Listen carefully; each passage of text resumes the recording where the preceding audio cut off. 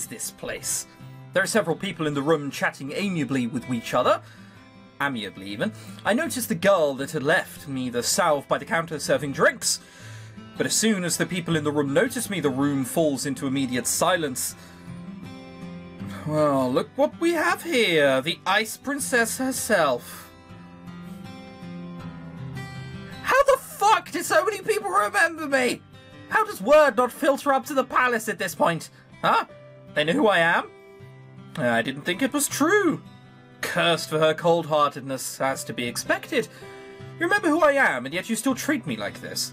Well, you aren't really a princess anymore, are you? You're one of us now, girl. Everyone, please, you shouldn't be treating a newcomer like this.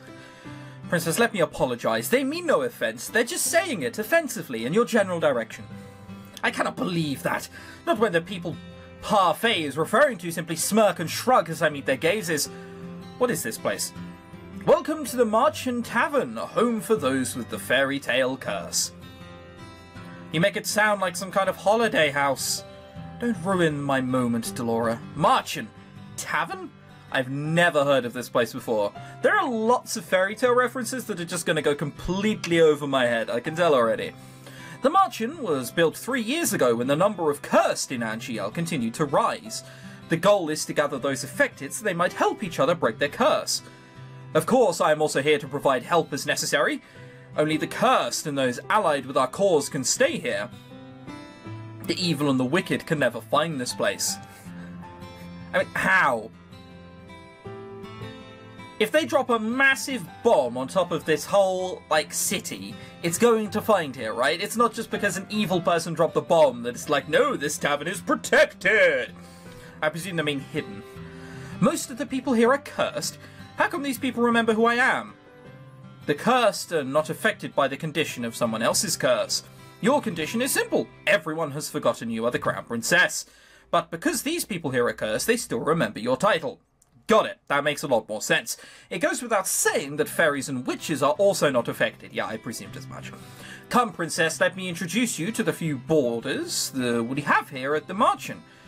Parfait beckons the serving girl over. Well, I did think for a moment we were going to be, like, on the streets and we were going to get our money taken away from us, etc. This isn't too bad. Also, is board here free, or do I have to, like, work and pay? Because if it is free, it will be defeating the point. This is Anise. She helps out in the Marchen and does most of the cooking. I'm sure you understand why she's working here now. I believe she deserves an apology. Mr. Laura, what are you talking about? Don't you worry your sweet little head over it. You don't remember what this Ice Princess did to you. Huh? I have nothing to apologize for. Clumsiness does not befit a palace maid. I only did what was necessary. Well, it's nice to meet you, Princess. I'm Anise Willow. That's a fucking janky-ass surname. Willowy? Sure, Anise Willowy. I hope we get along. Really? This is how you're going to start doing good? I don't believe I asked for your opinion. Please, you two, no fighting. I hold my tongue as Parfait leads me to two people whose faces are incredibly familiar. They are faces I've seen in the palace before. I don't know. I'd recognize anyone with a douchey necklace like that anywhere. So I definitely don't recognize these people. This is Jurian Valiente and Garland Belrot. How did you know? Both of you two were in the Order of Caldera. That's right. They were two of Sir Alcaster's best knights. It was a big surprise when they both left a year ago. I only found out recently that it was because they acted against Sir Alcaster's orders. They were stripped of their titles and dishonorably discharged from service. What are you two doing here? We help the fairies. They and Anise are exceptions and are allowed in this tavern without the curse. Julian and Garland lend us our strength to help protect the Marchen. Protect? We're from the witches. They do anything to make sure their curses remain unbroken. And what about you? I am an exception. Also, I'm good. You keep forgetting the good part. Remember, not all witches are evil. Your curse is a test. A test. Oh, she not realize what that means? Originally, the wicked were cursed so that they could learn to change. Their curses were meant to teach them a lesson. I'm hoping your curse will teach you a lesson too, Ice Princess. I really am trying to help you. Out of interest, she said beforehand that people called her Ice Princess behind her back, and she wasn't quite sure who they were referring to.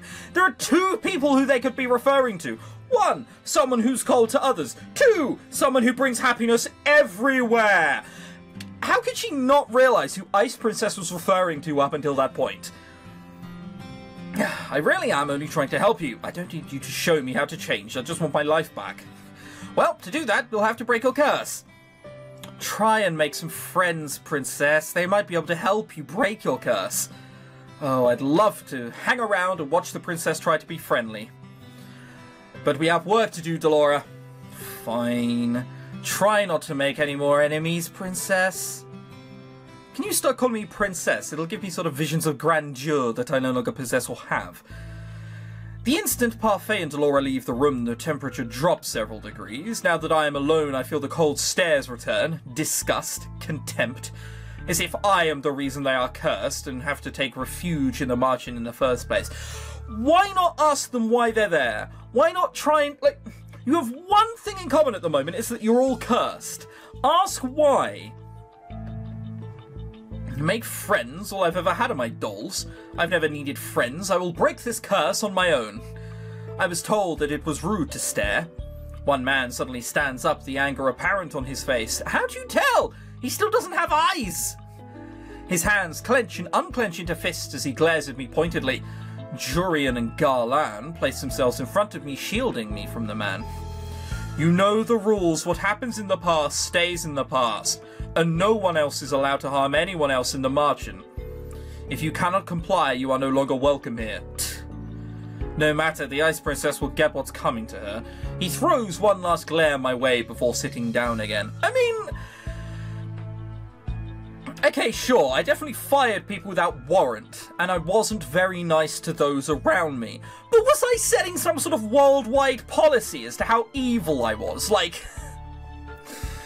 Anyone who doesn't earn over 30,000 euros or dollars a year shall be sent to the slums to live with all the other poor people, and they can rejoice and spread their disease one another.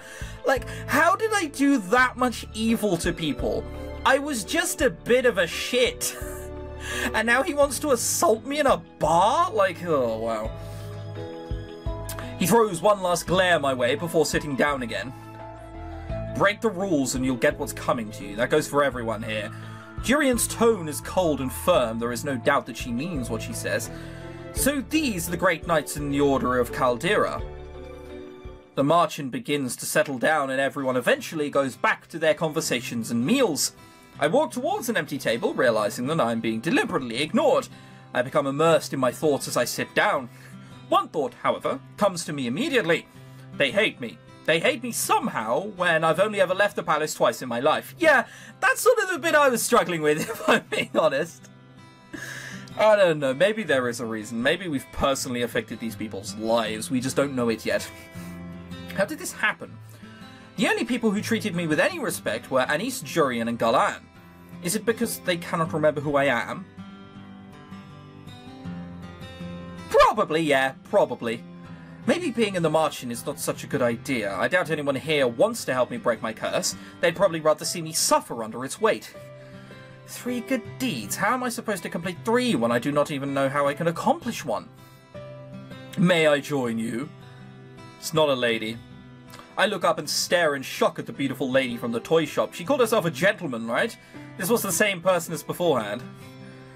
Or is this someone else completely? Her beauty still manages to take my breath away. I mean... Really? What is she doing here? You were in the toy shop. Ah, yes, I was there picking up some items for a friend. I am humbled you still remember me. Allow me to introduce myself. I am Miss Karma. Karma, alright. Your name is Karma. A suitable name for someone as beautiful as me. Nope. Well, hang on. That's a bit arrogant, though, isn't it? Karma, your narcissism is going to scare the princess away. Oh? You are that magician boy. Boy? Oh, how appropriate. Boy! Call me that one more time and I'll ruin that pretty face of yours. Right, so it's a girl. You would hit a lady? How savage. Right, so she just lied about being a gentleman in the alleyway. Okay, I'll presume that's the case. Anyway, I'm Waltz Cresswell. I have the Neverland curse. What about you, princess? What's your fairy tale curse? Does everyone share what their curse is? We talk about it freely in the march, and the whole point is helping each other break their curses after all. Hard to do that if we keep our fairy tales quiet. He pauses, then narrows his eyes slightly. Well, some people keep their fairy tales a secret. He eyes Karma briefly, cocking an eyebrow. The smile never leaves Karma's face, right, so she also has a curse. Has anyone managed to break their curse? I've been told that a few have. A few? That's not very reassuring. Well, I mean, it depends how many people have curses. If there's 103 have broken them, then yes, it's time to feel a little down in the dumps, but if 15 people have been cursed and 7 of them have gotten out here freely, then we're doing a good job. That's a high turnover rate. Well, at least the curses can be broken. I cannot particularly say that reassures me either. What ails you, darling? Is it your curse? You can talk to us about it. Tell us what it is. Cinderella. Oh goodness, Cinderella. That explains the nature of your curse, only it's been reversed, hasn't it? Riches to rags. Well, that's one way of putting it. Karma, you're not helping. I don't think she cares. She is beautiful and majestic, apparently, but, you know, what she has in looks apparently is not made up for in personality. No, is made up for in personality. You really are better off ignoring him, princess. He mostly speaks nonsense. So it is a he! He?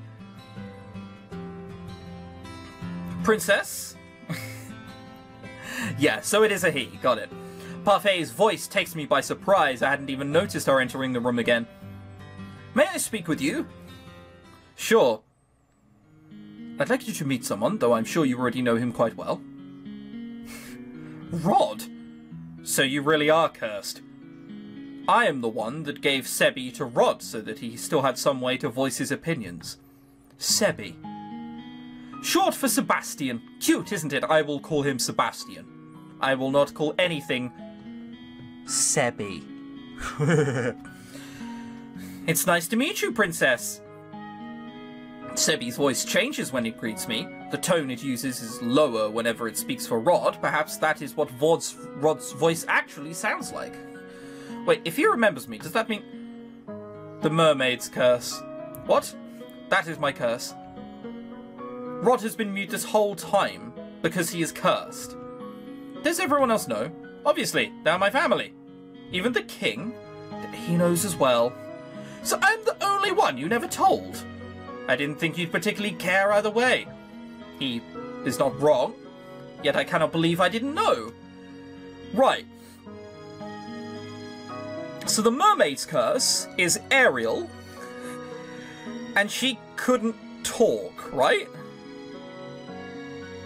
But she could talk, because I swear I've seen singing in that film. Holy shit. I really apologize to anyone who's a fairy tale fan, or a Disney fan. I have not seen many films. I'm pretty sure at one point Ariel cannot talk in that film, but I'm pretty sure at one point she can. So, who really knows? I was left out once again. What are you doing here? I've been trying to help Rod with his curse. That is why he comes to the march-in from time to time. I don't even want... Anyway, I only came here today to confirm that you were truly cursed. I wanted to see it with my own eyes. It was a big surprise when I woke up one day and you weren't in the palace. An even bigger surprise when I found out that no one remembered you. It's been days since I cursed. I wonder, how are things in the palace? Livelier? Happier? Bastard. Happier? I've never seen my family happier than they are now. I'd say it's a good thing you aren't a princess anymore. I'd always thought Rod didn't care about me regardless, but this is the truth. I don't know, which one's the good option here? It's best to get all the emotions out all the time and never lie. This is how you truly feel. So I have to be cursed for you to open up about how you truly feel. The only reason I didn't say anything earlier was because Emma Lane didn't want me to. I'm happier too now that you're gone. I don't have to pretend to like you anymore. I'm going to return to the palace now. I'm gone and they're all happier. Your very existence has been erased in the palace. They've never known you. That doesn't mean they're happy without you. Even the king. What did I expect? Why did you bring me here? The people in Marchen, I shouldn't have left you alone in there, I'm sorry. You know how they felt about me.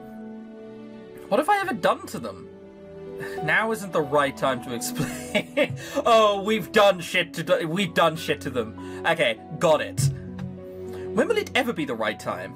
So many things have already happened to you. I need you to be patient, David. Has the princess already left? Yes, he has. Princess, we'll talk about this later. From now, you must focus on breaking your curse. Did I miss something? No. Right. Maybe the fairy is right. I don't think I am ready to find out how I made so many people hate me. Well, Parfait, I think it's time we get down to business. What should we do with her? What are you talking about now? You, of course. You've got nowhere to go, right? She is right. Classic. I think back to the days I spent on the street and shiver. I will do anything so long as I don't have to go back there. The princess can stay at the Marchen with me and the rest of my boarders. I'd almost forgotten what hope felt like. But you'll have to work in exchange for a room. Good! That's a good thing. I celebrated too soon. What? Magic has its limitations, just like anything else. Money doesn't appear out of thin air, not even for a fairy. The Marchen doesn't attract many customers, since only the cursed and a few others can enter. I sell my potions here and there, but I still have hungry mouths to feed, and my funds are tight. I thought fairies lived in luxury. Maybe beforehand. Parfait, are you broke?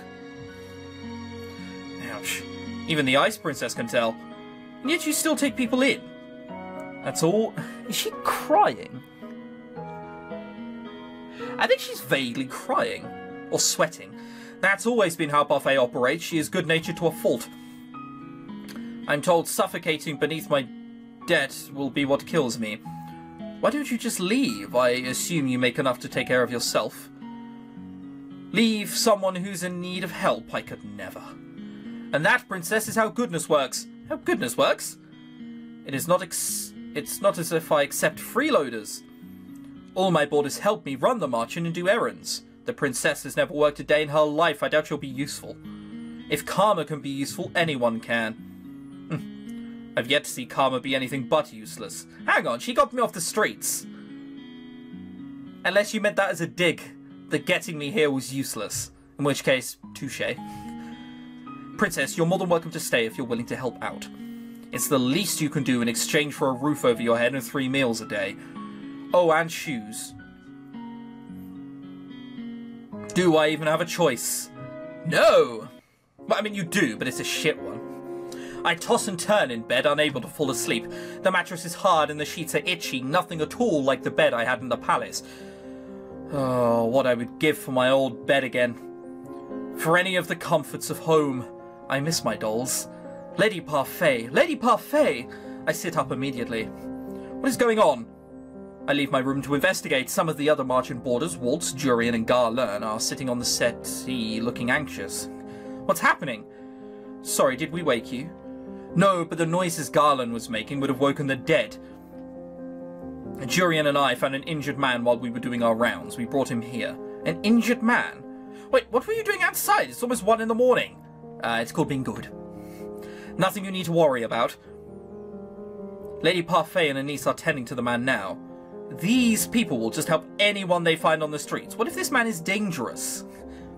Well, there's 4 of us and 1 of him. Like, we'll soon find out, won't we? Do you think the witches got to him? It's possible. We'll have to find out when he wakes up. The next day, Parfait reveals that the man only suffered minor head injuries. She says she expects him to wake soon. I look at the tray of food in my hands.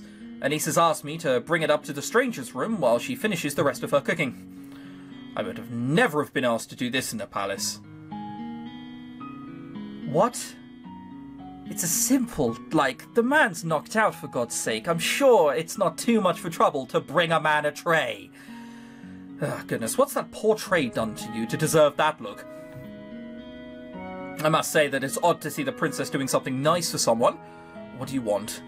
I have something to ask the man that was brought in last night. Seeing as you're being good enough to deliver breakfast, I thought I'd just tag along with you. If you're going, just bring up this tray yourself. You are not in any position to delegate your duties to me, Miss Davet. Come on, our guest must be famished. Seeing no way out, I followed Delora to the spare room the man had been put in. She's tried to be kind to you and guide you in there. Come in. What is that above his head?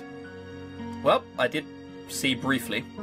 I thought the man would have been old, but to my surprise, he looks young, probably in his early 20s. He seems lost in his reverie as he stares at a small notebook.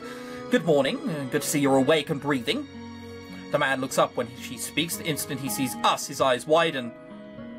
Why is he staring at us like that? Am I dead? No, not yet, anyway. What?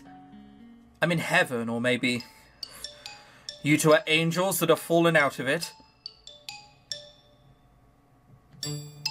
Is he hitting on us? Mate, are you hitting on me? I will punch you. I just want to put that out there now. I will punch you. I see. What can a humble gentleman like myself do for you, lovely ladies? What can a man like you do for us lovely ladies? I don't know. Take those glasses off so he can stop being such a horrible pervert.